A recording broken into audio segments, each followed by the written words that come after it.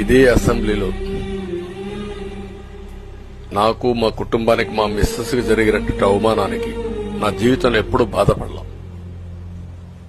నా మీద బాంబులతో దాడి చేసినప్పుడు కూడా వీరోచితంగా ఎదుర్కొన్నా. 2003 సెప్టెంబర్, అక్టోబర్ నాకు ఇప్పటి కూడా జ్ఞాపకం. ఆ రోజు నా మీద బాంబులు చేసినప్పుడు చాలా ఒక పానిక్ రియాక్షన్ లో కూడా నేను భయపడలేదు.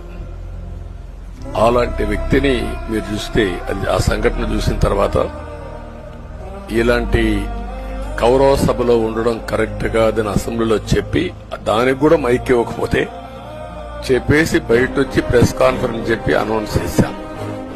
మళ్లీ క్షేత్రస్థాయిలో గెలిచి అసెంబ్లీని గౌరవ సభ చేసి అసెంబ్లీకి ఎంటర్ అవుతాను.